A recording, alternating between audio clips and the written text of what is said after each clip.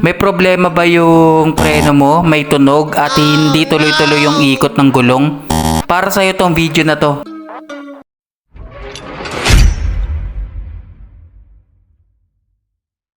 Dalawa yung pwedeng sira kaya hindi maganda ang ikot. Una, yung front bearing. Check nyo doon.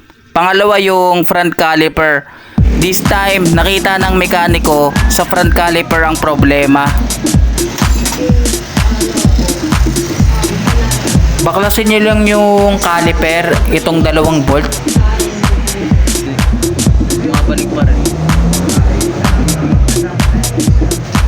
After that, ito ang salarin kung bakit sumasabit ang preno sa pag-ikot ng gulong. Nilinis at nilagyan ng grasa itong parte na to.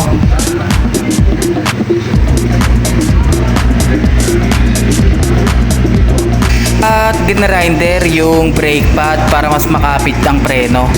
Ito pala yung bagong rubber caliper na papalitan. Yan, nilagyan na ng langis for lubrication mga kasubok. Tsaka pinasok na yung rubber caliper. Nakapit na pala yung isa ha, wala lang tayong video. Yun pala napansin ko dati na maalog yung caliper. Hindi pala normal yun. Kaya tumutunog at hindi tuloy-tuloy ang ikot.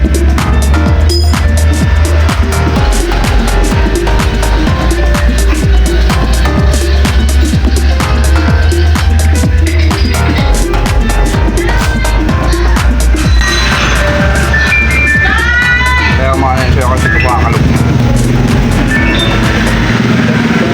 Kahit anong linis, no? Kaya pag nalagatok talaga yan. Malagotok nga ito. Akala ko bearing pero hindi kasi hindi maalog eh, no?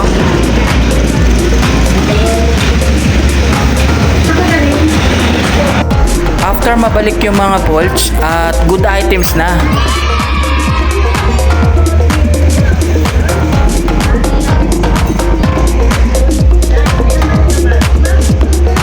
Tinitesting na kung tuloy-tuloy ang ikot. Take note humihinto yung gulong kasi pinipreno siya. So hanggang dito na lang yung vlog natin mga kasubok. Like, comment kung nakatulong itong video na to. At syempre mag-subscribe dito sa ating YouTube channel. Kita-kits sa next vlog. Ride safe sa inyo.